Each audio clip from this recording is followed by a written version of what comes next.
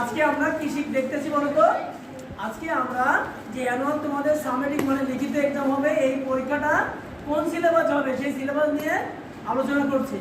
ওকে, তোমাদের 30% নাম্বার থাকবে সিএ এক্সামের উপরে। কোন এক্সাম? সিএ কন্টিনিউয়াস অ্যাসেসমেন্ট, যেটা আমরা অলরেডি করে ফেলেছি, তোমাদের বেশিরভাগই করে ফেলেছি। যে বাড়িটা এইচডব্লিউ দিয়েছি না, সিডব্লিউ ক্লাস ওয়ার্ক দিয়েছি, এইচডব্লিউ দিয়েছি, আবার কি পোস্টারের কাজ দিয়েছি, তাই না? 30 মার্কস নাম্বার এখানে কিন্তু, আর 70 নাম্বার হলো সামেটিভ এক্সাম, মানে হলো লিখিত এক্সাম। এই লিখিত এক্সামের মধ্যে কয়েকটা পার্ট আছে, দেখো বলো। Reading, appreciating poem, grammar, writing. এখন রিডিং এর মধ্যে কি থাকবে? একটা টেক্সট থাকবে, সেখান থেকে তোমার MCQ, short question, true false, matching থাকবে। ক্লিয়ার? জি। তারপর হলো অ্যাপ্রিসিয়েটিং পোয়েম, এখানে শর্ট কোশ্চেন থাকবে, ঠিক আছে? তারপর হলো গ্রামারের মধ্যে কি থাকবে? Verb, tense, preposition, connecting words, voice. Clear? এগুলো থাকবে। নেক্সট ফাইনালি কি হবে? রাইটিং। রাইটিং এ কি থাকবে বলো তো? Letter, formal letter, informal letter. সেটা হতে পারে letter, email, application. Clear? Yes sir. তো এগুলো আমরা ক্লাসে যেগুলো পড়িয়েছি ওইগুলোর মধ্যে থেকে প্রশ্ন হতে পারে, তোমাদেরকে ভালোভাবে প্রস্তুতি নিতে হবে। ক্লিয়ার?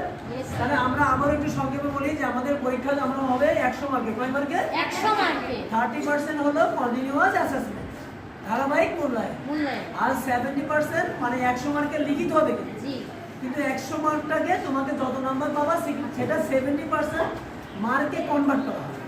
এইবার তুমি মনে করো সিএ পেলে তুমি 30 নাম্বার, সিএ তো কে কেমন দিছো তো ভালোই জানো, আর আমিও জানি, আমার কাছে রেকর্ড আছে যে 30% মধ্যে কেউ মনে করো 10 পাবা, কেউ 20 পাবা, কেউ 25 পাবা, কেউ 5 পাবা, কারণ এগুলো তো তোমার পারফরমেন্স বেস।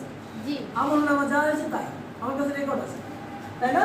এখন এখানে যদি কেউ 20 পায়, আর মনে করো কি এই 100 এর মধ্যে মনে করো এই সামেটিভ 100 এর মধ্যে কেউ মনে 60 পায়, তাহলে 100 এর মধ্যে 60% যে তুমি নাম্বার পেলে 60, এই 60 কে 70% এ কনভার্ট করা হবে।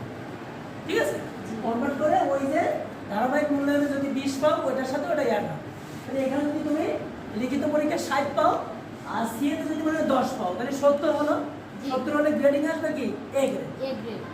এবার 69 এর নিচে আসলে কি হবে? B grade. জি, তাই না? 60 থেকে 69, জি, কি গ্রেড?